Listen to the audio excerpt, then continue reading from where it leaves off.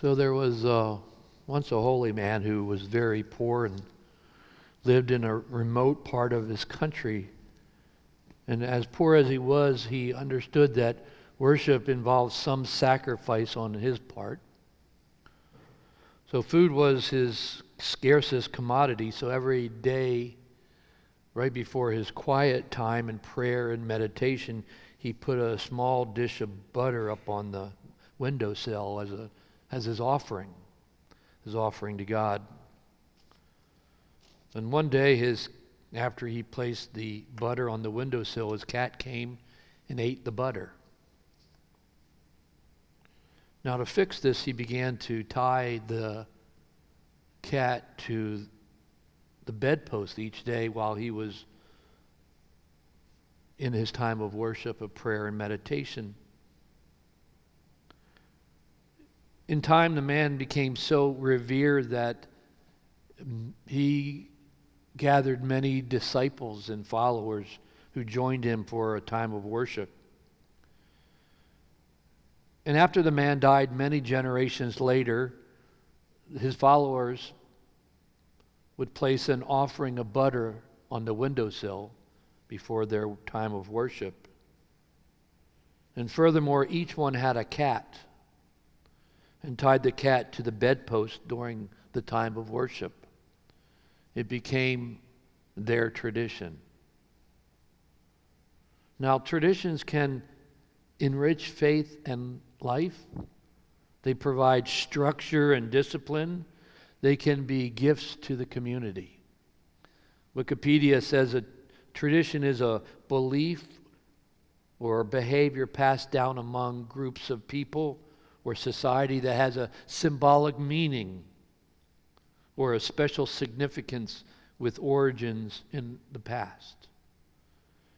Now, in our reading this morning, the established Jewish leaders, the Pharisees and the scribes, noticed that Jesus' disciples were not following the traditions of the elders.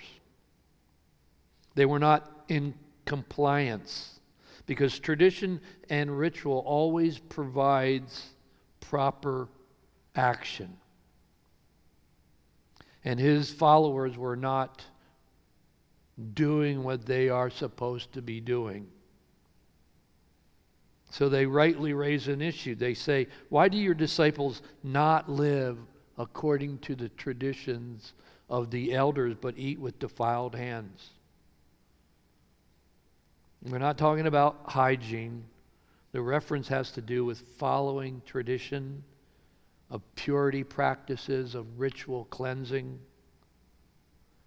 And if you think about it,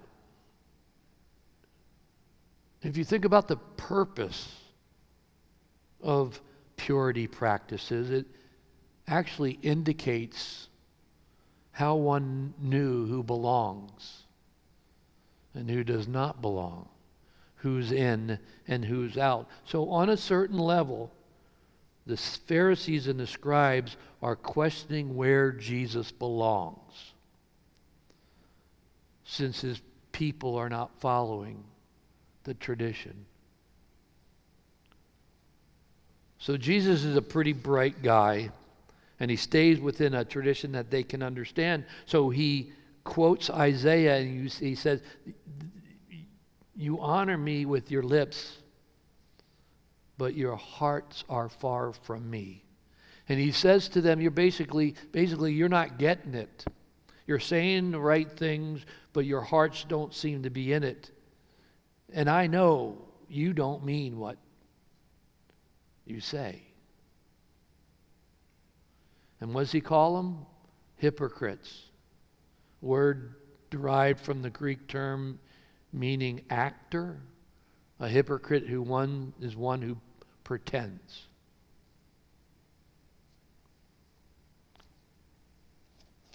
And then Jesus calls the crowd together, right? And what does he say? Before he teaches them the lesson, he says, listen and understand. And I want to focus just for a few moments on this invitation to listen and understand, because many of us don't listen well.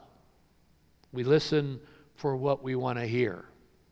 It's known as confirmation bias, which is our tendency to pick out facts or aspects of the conversation that will support our pre-existing beliefs, values, or perceptions. So we always have to be aware of our bias when we listen, but it's really interesting because our brain is wired not to listen. Research cites that most people speak about 175 to 200 words a minute. I'm much slower than that, which allows you to drift off even more than usual. But the research says that people are capable of listening and processing, listening and understanding at the rate of 600 to 1,000 words a minute. Now, because our brains aren't using the full capacity, we get bored and don't listen well. We begin to think about other things. Our brains are not wired to listen well. Stephen Covey says something like, the biggest communication problem is we don't listen to understand, we listen to respond. So I don't think it's accidental that Jesus first says to the crowd, listen and understand. He wants them to slow their brains down and pay attention. We all know it's not about washing hands. It's not about wetting your hands with running water or lathering your hands by rubbing it together or scrubbing your hands by humming happy birthday twice, rinsing your hand or drying your hands. We all know it's not about that. So there's more that the author wants us to discover. And it's a very subtle shift in the text. He goes from body, eating, and washing your hands to what's in your heart. Why do your disciples not live according to the traditions of the elders, but eat with defiled hands, unwashed hands? Then he says, but your hearts are far from me. So it's really not about washing your hands before eating. It's about what comes out of your heart. Now, the reason I want you to notice this shift in the text is that because it moves us to realize that we are responsible for what comes out of our hearts. We are responsible for our own actions, what we do, what comes out of us, the external influences and forces, the stuff that goes in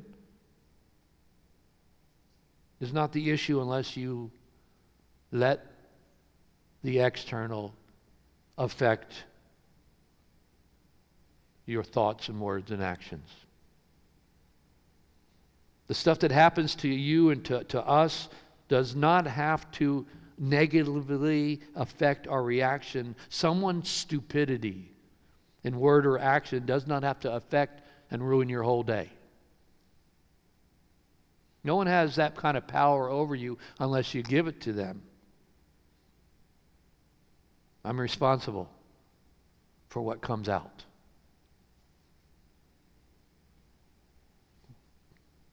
There is nothing that goes in, there is nothing that I experience that I'm not responsible for my thoughts, words, and action. And Jesus gives us a focus. We're not simply at the forces which harm or influence or manipulate or controls us. What we do with it, how we respond to those, to the external stuff, that's what matters in faithfulness. And we ought to remember that our focus is what comes out.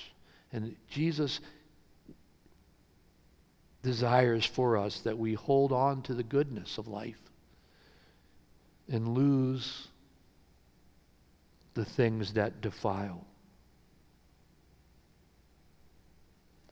And so he makes it very clear to the crowd that day That responsibility is theirs.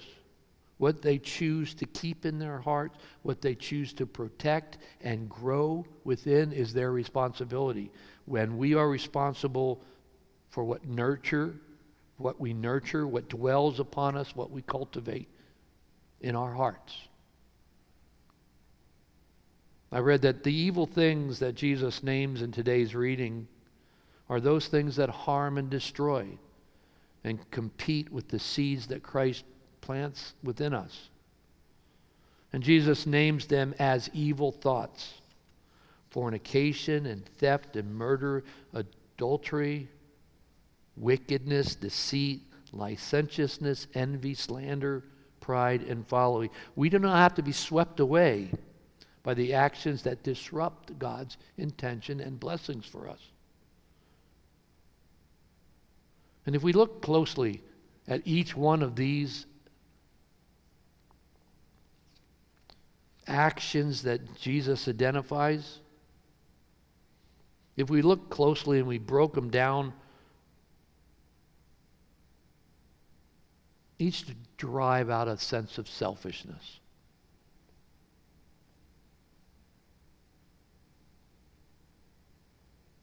And if we harbor evil things in our hearts, they will grow and we will become like actors. We'll start faking faithfulness.